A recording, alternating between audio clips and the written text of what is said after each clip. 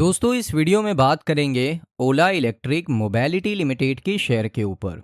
अब यहाँ पर सबसे बड़ा सवाल इन्वेस्टर्स की तरफ से आता है कि यहाँ पर जो ओला इलेक्ट्रिक का शेयर है, क्या हमें फ्यूचर में ये डिविडेंड प्रोवाइड कर सकता है, क्या फ्यूचर में हमें ये डिविडेंड दे सकता है। इस वीडियो में जानेंगे, साथ में जानेंगे टारगेट क्या होगा, यहाँ से क्या हो सकता है, टेक्निकल एनालिसिस करने वाले हैं।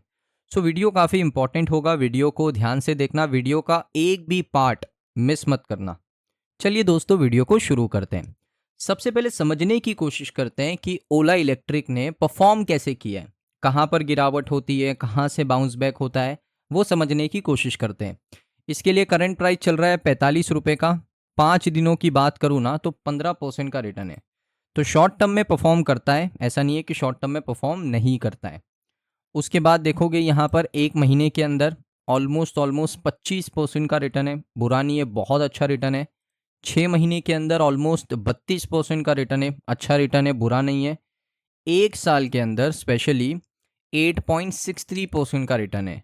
और अगर आप देखो यहाँ पर एक लेवल है 68.99, यानी ऑलमोस्ट 69 रुपीज़ का लेवल है। तो यहाँ पर एक सेलर है, तो यहाँ पर अगली बार भी शेयर आएगा तो चांस ये होगा कि यहाँ से दोबारा गिरावट हो सकती है। तो एक लेवल पता चल जाता है कि यहाँ से हम लोग प्रॉफिट बुकिंग कर सकते हैं। 69-70 रुपये का लेवल, यहाँ पर आपकी प्रॉफिट बुकिंग हो सकती है। तो ये लेवल आपको याद रखना है कि भाई 69 पर आए, 68 पर आए तो मैं प्रॉफिट बुकिंग करूँगा अगर मैंने यहाँ पर एंट्री लिया है, यहाँ पर लिया है, या तो और नीचे लिया है। ये लेवल बड़ा अच्छा है, यहाँ पर जिसने एंट्री लिया होगा ऑलमोस्ट 22 रुपये के आसपास का है। 22 से शेयर गया, कितना ऊपर चला गया आप देख सकते हो, ऑलमोस्ट 100% का रिटर्न इनको मिल चुका है। तो अगर 69 जाता है तो और भी ज़्यादा रिटर्न यहाँ पर मिल जाएगा। 5 साल की बात करें ऑलमोस्ट 50% डाउन है। तो लॉन्ग टर्म में परफॉर्म नहीं किया है, शॉर्ट टर्म में परफॉर्म किया है, ये देखने के बाद हमें पता चल गया। अब आगे आएंगे। अब यहाँ पर इंपॉर्टेंट चीज़ क्या है कि डिविडेंड मिलने के लिए ना कंपनी का प्रॉफिटेबल होना ज़रूरी है। अब कंपनी ये लॉस मेकिंग कंपनी है, प्रॉफिट मेकिंग कंपनी तो नहीं है ना। अगर आप इनका प्रॉफिट देखोगे ईयर ऑन ईयर बेसिस पे, तो पहले क्या होता था, पूरे साल में 200 करोड़ का लॉस। उसके बाद लॉस बढ़ के हो गया 784 करोड़ का लॉस पूरे साल भर में। फिर उसके बाद बढ़ के हो गया 1472 करोड़ का लॉस पूरे साल भर में। फिर हो गया 1584 करोड़ का लॉस पूरे साल में। फिर हो गया 2276 करोड़ का लॉस पूरे साल में। अब दोस्तों जो करंट ईयर चल रहा है उसमें 1833 करोड़ का लॉस ऑलरेडी हो चुका है। तो इसका सिंपल सा मतलब है कि कंपनी का जो लॉस पहले 200 करोड़ का था, आज वो 1800, 1900, 2200 करोड़ के आसपास का है। तो बहुत बड़ा डिफरेंस है लॉस में। लॉस पहले बहुत कम था। ये मैं कौन से साल की बात कर रहा हूँ, जब 200 करोड़ का लॉस किया था, 2021 की बात कर रहा हूँ। 2021 से 2026 में कितने साल का डिफरेंस है, 22, 23, 24, 25, 4 साल का डिफरेंस है। 4 साल में कंपनी का लॉस 4 गुना नहीं, 8 गुना नहीं, 16 गुना नहीं, 20 गुना बढ़ चुका है। तो लॉस बढ़ते जा रहा है, बढ़ते जा रहा है, बढ़ते जा रहा है। अब कंपनी कोशिश ये कर रही है कि ये लॉस को कम किया जाए, क्योंकि कंपनी जब प्रॉफिटेबल बनेगी तभी आपको डिविडेंड देगी। प्रॉफिटेबल नहीं होगी कंपनी, आपको डिविडेंड कंपनी नहीं प्रोवाइड कर सकती। तो कंपनी का प्रॉफिटेबल होना ज़रूरी है। अब प्रॉफिटेबल होने के लिए कंपनी ने बहुत सारी चीज़ें करी है। मैं एग्जाम्पल के लिए आपको दिखा देता हूँ। एक्सपेंस के ऊपर आऊँगा, खर्चे कंपनी के कंट्रोल में क्यों है, आप ध्यान से देखना। पहले खर्चे कम थे, उसके बाद देखोगे यहाँ पर कंपनी के खर्चे कम थे, लगातार बढ़े हैं कंपनी के खर्चे 3800 करोड़ से 6276 करोड़, 6249 करोड़, लेकिन इस साल 3225 करोड़ है। क्यों ऐसा है?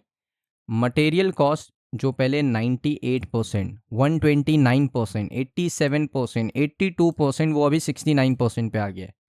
तो मटेरियल जो कॉस्ट है वो कम किया है कंपनी ने। मटेरियल यानी जो एक स्कूटर बनाने के लिए जो रॉ मटेरियल लगता है, जो बॉडी के पार्ट्स होते हैं, मोटर होती है, अंदर बहुत सारी बैटरी होती है, इसको मटेरियल कॉस्ट कहते हैं। मैन्युफैक्चरिंग कॉस्ट, पहले कंपनी का मैन्युफैक्चरिंग कॉस्ट आप देख सकते हो 23%, 4%, 5%, 9%, अभी ज़ीरो कर दिया है। एम्प्लॉय कॉस्ट क्या होता है कि भाई लेबर है आपके अंदर, लोग मैनेजमेंट के तौर पे काम कर रहे हैं, सैलरी उनको देना है, तो सैलरीज कितना देते हैं? तो पहले आप देखिए 76%, 16%, 9%, 10%, अभी 13%। तो एम्प्लॉय कॉस्ट भी कंपनी ने सिग्निफिकेंटली रिड्यूस किया है, पहले यहाँ से तो बहुत कम हो चुका है। तो कंपनी कंट्रोल कर रही है कि भाई एक्सपेंस के ऊपर कंट्रोल करे। एक्सपेंस पे कंट्रोल करने के साथ साथ कंपनी को ये नहीं भूलना चाहिए कि अपनी सेल्स भी ड्रॉप हो चुकी है। सेल्स अगर आप देखोगे एक समय पर कंपनी 2600 करोड़, 5000 करोड़ की सेल, 4500 करोड़ की सेल, 2253 करोड़ की सेल हो चुकी है अभी। तो इसको भी कंपनी को एटलीस्ट 7 हजार करोड़ से लेकर 8000 करोड़ की सेल्स हर साल कंपनी को करनी पड़ेगी अगर प्रॉफिटेबल बनना है तो ये सारी चीज़ें बहुत मैटर करती है, हर चीज़ मैटर करती है। फाइनेंशियल्स अगर अच्छे होंगे, शेयर प्राइस भी ऊपर जाएगा, फंडामेंटल भी मजबूत होंगे, साथ में इन्वेस्टर्स यहाँ पर ज़्यादा निवेश करने की कोशिश करेंगे क्योंकि कंपनी के फाइनेंशियल अच्छे हैं। तो ये बहुत बड़ा फैक्टर होता है कोई भी कंपनी के अंदर। तो डिविडेंड अभी भूल जाओ, जब तक प्रॉफिटेबल नहीं होती कंपनी तब तक आपको कोई डिविडेंड इसमें देखने को नहीं मिलेगा। अब दोस्तों बात करते हैं यहाँ पर टेक्निकल चार्ट पैटर्न की। देखिए मैंने आपको क्या बताया था, एक सेलिंग जोन है ऊपर, भूलना नहीं, ये सेलिंग जोन है। अब यहाँ से क्या हो रहा है, यहाँ से आप खुद देख सकते हो कि एक लिक्विडिटी लेने की कोशिश की जा रही है। लिक्विडिटी किसकी लेने की कोशिश की जा रही है? यहाँ पर सेलर का एसएल होगा, जिसने यहाँ पर सेल किया होगा उसने अपना स्टॉप लॉस लगाया होगा। तो शेयर कोशिश क्या कर रहा है कि यहाँ से इनके स्टॉप लॉस को मैं उड़ा दूँ, एसएल को ले लूँ, उसके बाद मैं डाउन आऊँ। तो यहाँ से एक सेलिंग जोन लगता है देखकर। बट अगर मैं कहता हूँ अगर ये लेवल निकल गया, ये लेवल अगर निकल गया ना दोस्तों 52 रुपीज़ का, 52 रुपये के ऊपर चला गया शेयर, तो चांस ये होगा कि यहाँ से पहला ये टारगेट अचीव करे 57 का, उसके बाद डायरेक्टली ये टारगेट अचीव करे 70 रुपये का, जो मैंने आपको बताया था। उसके बाद एक मेजर सेलिंग जोन है वहाँ पर 70 रुपये पे। तो यहाँ से कोशिश ये होनी चाहिए आपकी कि पैनिक नहीं करना है अभी। सबसे पहली चीज़, अगर यहाँ से रिबाउंड करता है तो भाई उसको 52 रुपये को ब्रेक करने दो, पहले ये लेवल को ब्रेक करने दो ना आराम से। ये वाला लेवल आपका, ये लेवल को ब्रेक करने दो 51 52 का। उसके बाद बाइंग का आप सोच सकते हैं। अभी कुछ बाइंग का सोचना ही नहीं है क्योंकि अभी सेलिंग जोन पर बैठा है शेयर। मैं आपको फिर कह रहा हूँ सेलिंग जोन पर है, ये देखिए मार्क करके रखा है।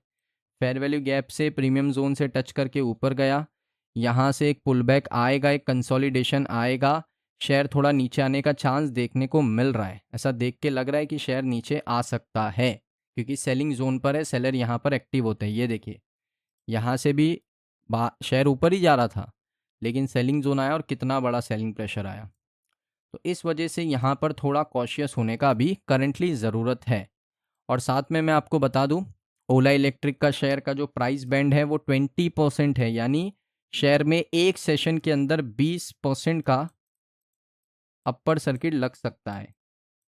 तो इतना अलाउ किया है सेबी ने। साथ में एक और चीज़ ये है कि एएसएम से भी बाहर निकल चुका है, तो वो भी कोई प्रॉब्लम नहीं है। सो ये वीडियो कैसा लगा दोस्तों कमेंट सेक्शन में बताइए। अगर आपको वीडियो अच्छा लगा वीडियो को लाइक करें। मिलता हूँ मैं आप सभी लोगों को नेक्स्ट वीडियो के अंदर।